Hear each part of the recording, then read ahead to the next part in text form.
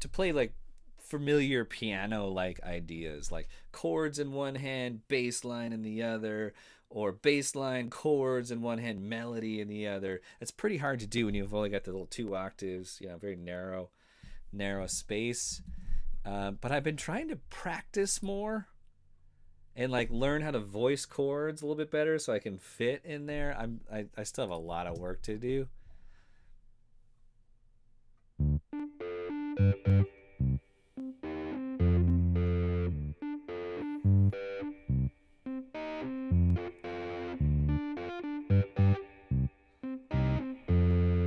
It kind of forces you to like, I have this keyboard split, so the first octave is bass and the second octave is piano chords that I'm playing actually with my fingers. But it gets so I'm going to show you that just as a second. But it gets so cramped in there. It really kind of forces my left hand to play like very specific ideas with bass because I'm very limited, and it forces me to stick to smaller chords. Less extensions, less big chords, and anyways, so what I've got here on Logic, and I'll share this with y'all later.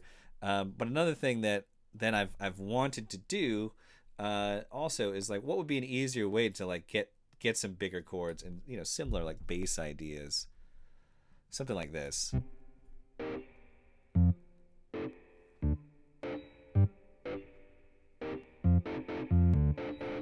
So now I'm using one finger to play a chord, giving me a little bit more room to kind of bounce around. Anyways, in most modern keyboards, electric keyboards, there's settings where you can say, okay, this half of the keyboard are these notes, this half of the keyboard is these notes. I've been working on this trying to make this as short as possible. I'm already 2 minutes into my little explanation, but yeah, I'll share this with you. I've got a left hand channel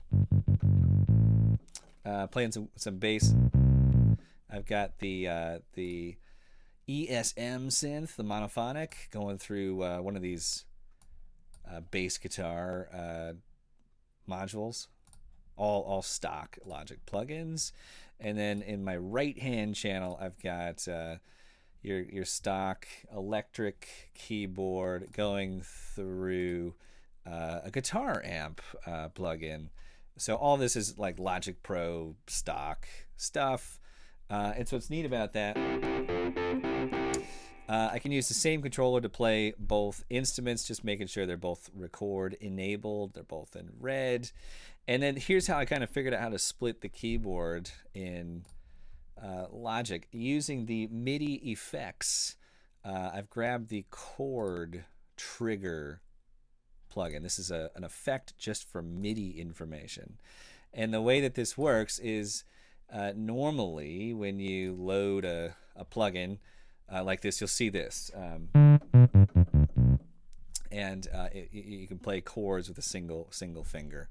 This synth actually won't let me do that.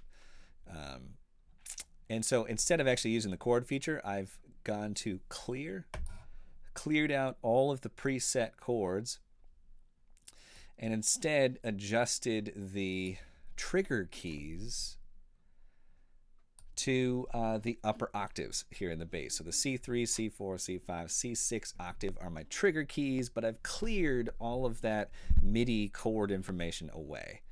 And so the way this works, anything coming through the input, you might see down here in the output. So this plugin interprets what you play and spits out slightly altered information to give you chords with essentially one finger, is the idea. In this case, I'm going to use this plugin to be able to play bass tones on one half of my keyboard, and when I get up to the C3 octave, those trigger keys are effectively gating that MIDI information. So I can only play the bass on the left side of my keyboard. And on the right side, I'm stopping that MIDI information. So the right side, LH for right hand, LH for left hand, RH for right hand. Did I say that right?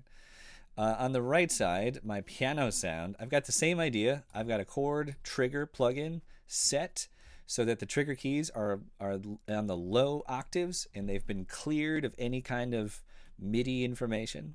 And then the input keyboard C3 and above we'll be able to get through to the output. So if I play C3 and up,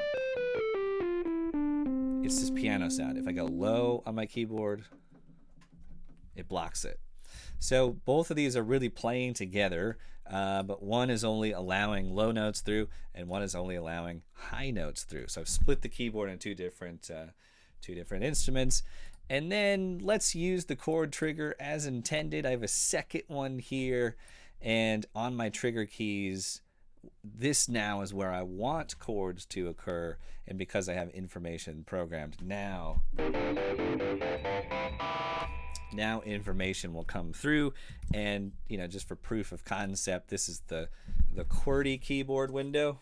Allows you to play your keyboard, your computer keyboard. You can see that if I play, if I type A and I set that to the C3, that's actually outputting a chord.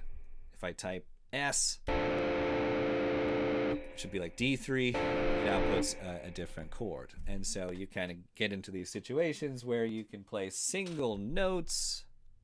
And that's what I just did in that little video, right? This is essentially the range I've set up for myself. So you can see what that looks like digitally. So bass notes up to here,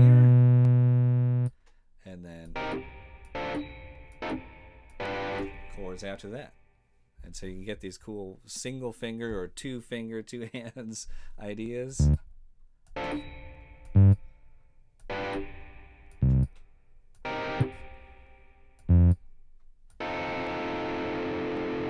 I almost couldn't remember what my little riff was, but anyways, I'll let you check this out. This is like some kind of deep, advanced MIDI stuff that I've utilized Logic to basically create what's called a keyboard split. So I can turn any keyboard, any MIDI controller, into really two instruments at once, using the chord trigger to determine where keys are triggered and where they aren't.